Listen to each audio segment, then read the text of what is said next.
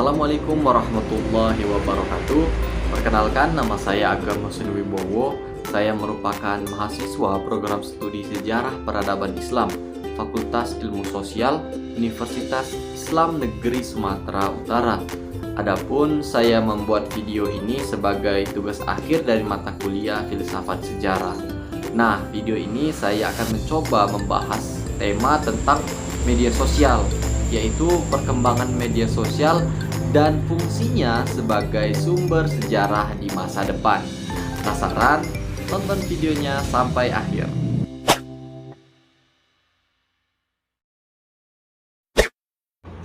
Media sosial lahir pada akhir abad ke-19, di mana saat itu bermula ketika seorang ilmuwan bernama Samuel Morse pada 1844 mengirimkan pesan singkat melalui teknologi telegraf.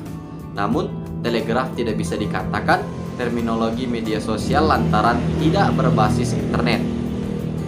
Baru pada tahun 70-an, aktivitas berkirim surat elektronik atau email dengan sistem buletin mulai terjadi. Semua itu dilakukan masih dengan saluran telepon yang terhubung dengan modem, namun masih belum berbasis online. Kemunculan media sosial itu sendiri baru tampak di tahun 1995. Ketika itu internet mulai merambah dunia yang ditandai dari lahirnya situs Gositis. Site Gositis merupakan tonggak lahirnya berjuta-juta website lain di dunia online. Site ini bergerak dalam usaha sewa hosting untuk menyimpan data-data di dunia online untuk dapat diakses oleh banyak orang dengan internet. Dikutip dari berbagai sumber menyebutkan dunia sosial online terus mengalami perkembangan di tahun 1997 sampai 1999. Terciptalah media sosial komunitas pertama dengan nama Six Degree dan Classmates. Cakupan sosial media ini masih terkesan mengkhusus untuk kelompok dan tujuan tertentu. Dunia online terus berkembang sehingga lahirlah Friendster tahun 2002 yang cukup terkenal dengan cakupan pengguna yang lebih luas. Semakin meningkatnya kemampuan intelektual dan inovasi perkembangan teknologi membentuk fenomena era digital. Berbagai sosial media lahir dan bertumbuh subur dan berhasil mengubah gaya hidup kekinian. Sebut saja Facebook, Twitter, Instagram, TikTok, YouTube, WhatsApp, MySpace, LinkedIn, Wiser, Google+, dan lain sebagainya, masih banyak lagi.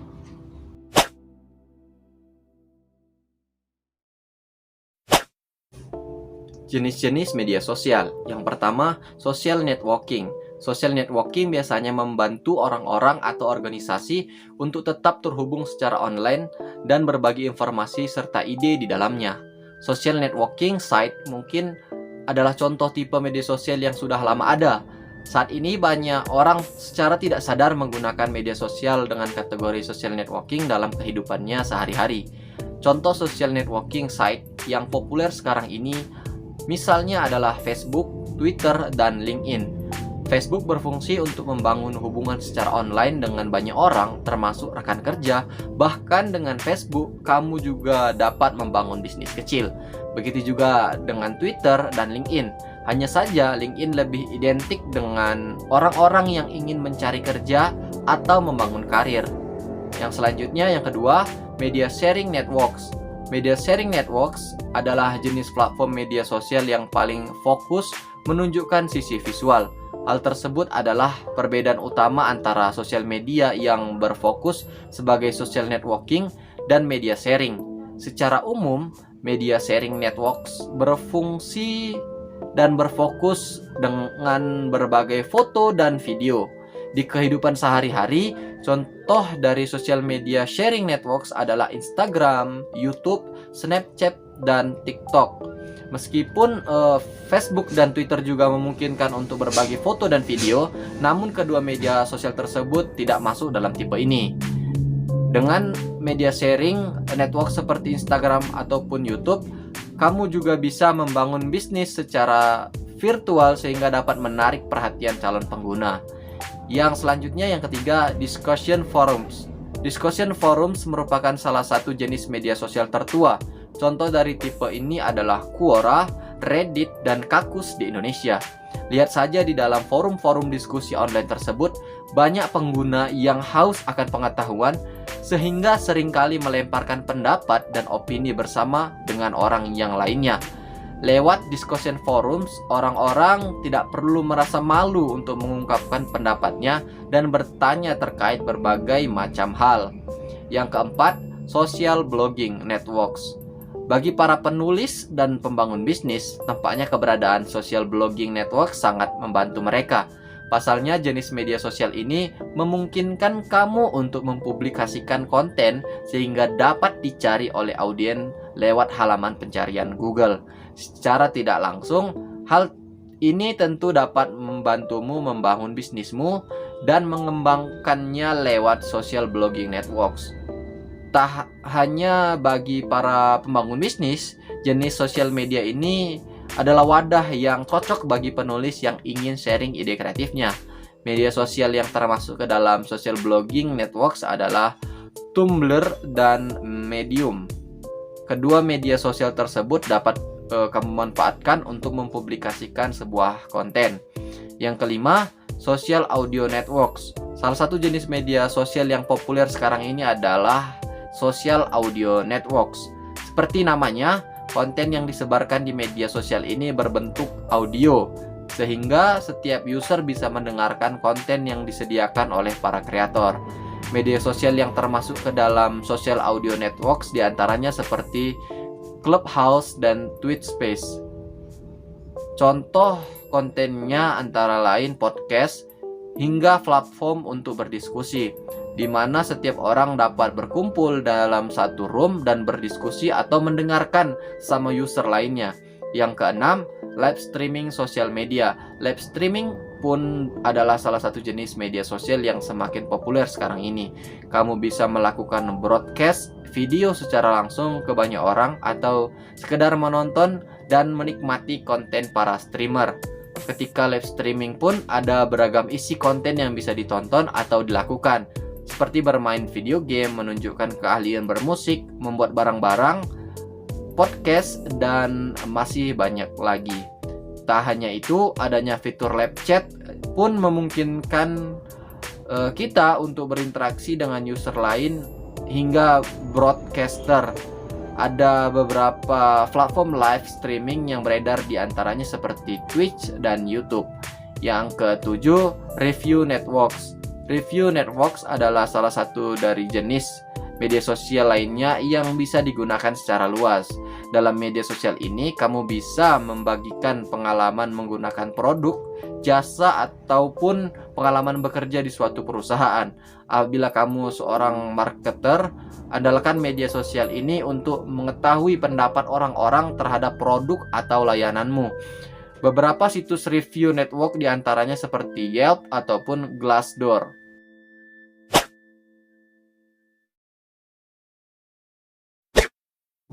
Manfaat media sosial.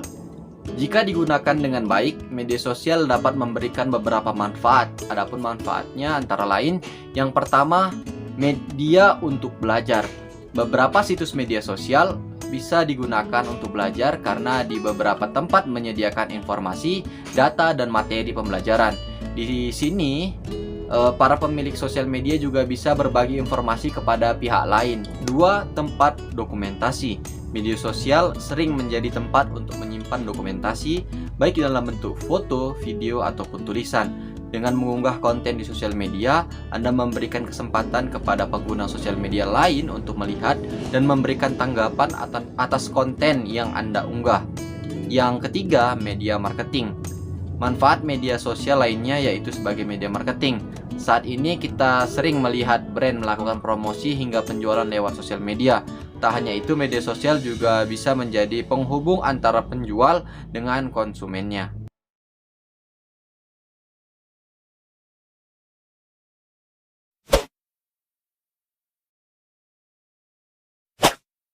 Populix kembali menerbitkan survei pada akhir Maret lalu dalam rangka memperingati Hari Media Sosial Indonesia yang jatuh setiap 10 Juni. Tujuannya untuk melihat kebiasaan masyarakat Indonesia dalam bermedia sosial. serta pandangan mereka terhadap metaverse sebagai masa depan internet. Dalam survei tersebut, YouTube masih menjadi raja media sosial di Indonesia dengan angka 94% sering digunakan oleh responden. Sementara itu, terdapat 5 jenis konten yang paling banyak dicari di media sosial. Sebanyak 22% responden mencari konten hiburan, 14% mencari musik, 12% film, 12% berita, dan sisanya 10% kuliner. Studi bertajuk Social Media Habit and Internet Safety itu dilakukan secara online melalui aplikasi Populix terhadap 1023 responden laki-laki dan perempuan yang berusia 18 sampai 55 tahun.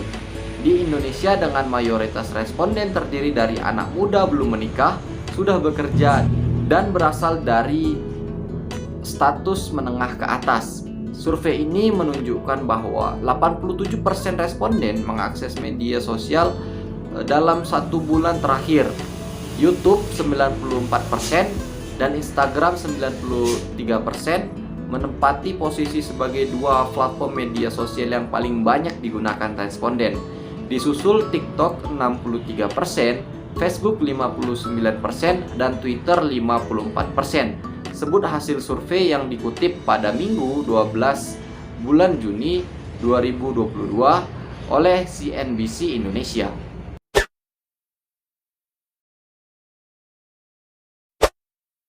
Ketua Ikatan Alumni Sejarah Universitas Indonesia, Patria Gintings, mengatakan media sosial akan menggantikan daun lontar, prasasti, hingga piramida sebagai sumber sejarah peradaban pada masa yang akan datang. Hal itu terjadi akibat perubahan peradaban yang cukup radikal dari analog ke digital. Jika dahulu orang mencatat peristiwa hidupnya dalam buku harian, sekarang hampir semuanya dilakukan di media sosial. Orang bercerita, mengeluh, mengutarakan pendapatnya, mengabadikan momen-momen hidupnya di media sosial. Dahulu kala, jejak peradaban kuno dunia ribuan tahun yang lalu bisa kita ketahui berdasarkan hasil penelusuran dan penelitian lewat medium prasasti, lembar lontar, hingga piramida. Begitupun di Indonesia.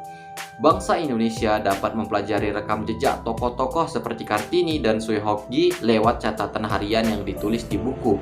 Namun sekarang orang lebih banyak kirim ke email, lebih banyak nge-tweet, lebih banyak nulis di blognya.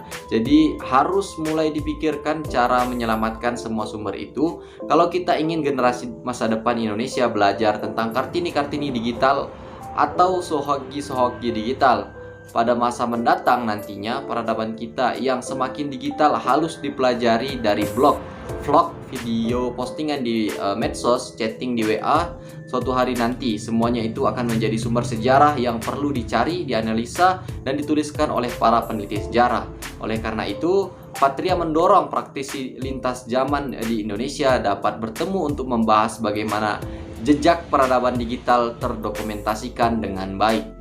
Alangkah lebih baik jika kisah peradaban digital kita nantinya diceritakan oleh sejarah masa depan sebagai era peradaban yang penuh kolaborasi, penuh kemajuan, penuh kreativitas dan inovasi, bukan peradaban yang banyak caci maki, marah-marah, atau hoax. Usaha-usaha untuk memunculkan database sumber-sumber atau karya-karya sejarah dalam ranah digital juga sudah mulai banyak dilakukan, seperti yang dilakukan Arsip Nasional Republik Indonesia di tahun 2012 dengan melakukan pemindaian untuk digitalisasi koleksi sejumlah besar arsip tulisan tangan tertua yang dimiliki mereka. Usaha ini diberi nama DASA Digital Arsip System oleh ANRI.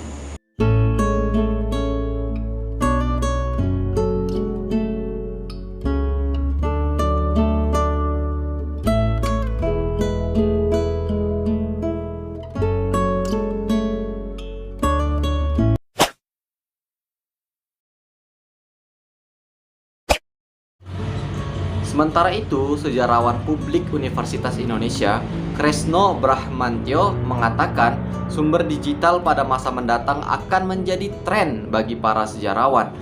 Oleh karena itu, Kresno menantang para pengguna media sosial saat ini mempublikasikan segala hal yang baik karena akan menjadi sumber sejarah pada masa mendatang. Pada tahun 2006, Time merilis majalahnya dengan konten Person of the Year-nya adalah You. Hal itu karena internet berkembang dan banyak penggunanya yang mengunduh berbagai konten tentang dirinya masing-masing. Konten itu membuat para penggunanya membuat sejarah tentang dirinya sendiri. Negara lain sudah mengembangkan fitur-fitur untuk pencarian sumber sejarah. Contohnya Australia memiliki Trove, History Lab, dan State Library. Setelah itu Amerika Serikat memiliki History Pin dan History Speech. Lalu bagaimana dengan Indonesia?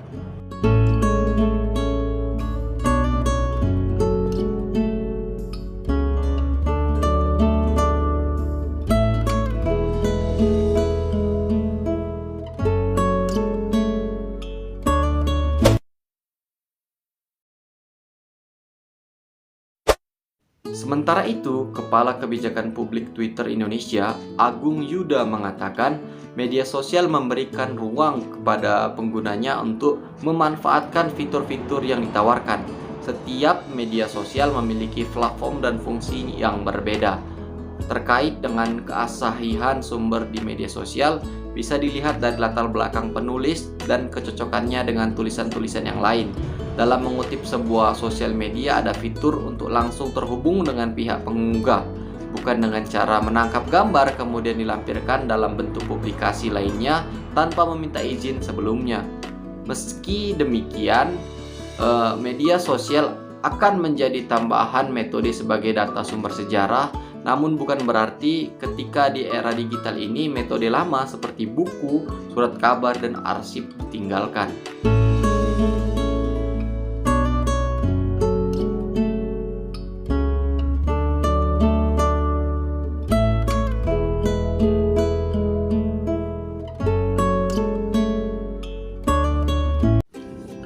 Dari penjelasan saya mengenai perkembangan media sosial, jenis-jenis media sosial, manfaat media sosial, statistik penggunaan media sosial, dan pandangan para ahli terhadap perkembangan media sosial, dapat kita simpulkan bahwa media sosial merupakan sesuatu yang sangat penting di era sekarang ini. Karena di era digital, semua hal bisa dilakukan via online. Dengan demikian, kita haruslah terus mengikuti perkembangan media sosial. Walaupun tidak bisa kita pungkiri bahwa manfaat yang sangat besar dari media sosial juga memiliki dampak negatif yang tinggi pula.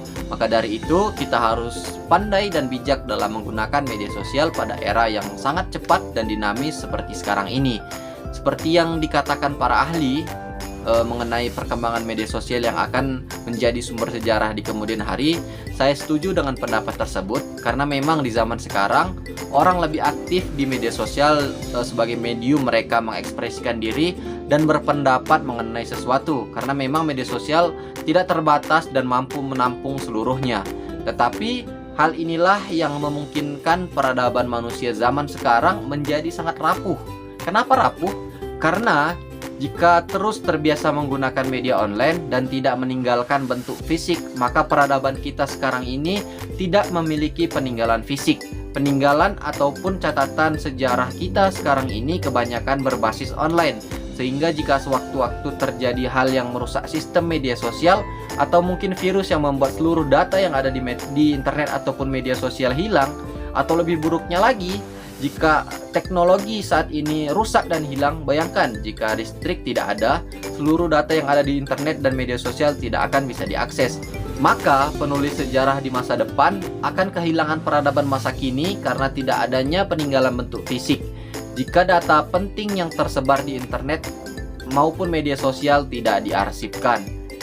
Maka dari itu, kita sebagai mahasiswa sejarah sudah bisa mempersiapkan bentuk-bentuk peradaban apa yang akan kita tinggalkan untuk pembelajaran di masa depan nantinya.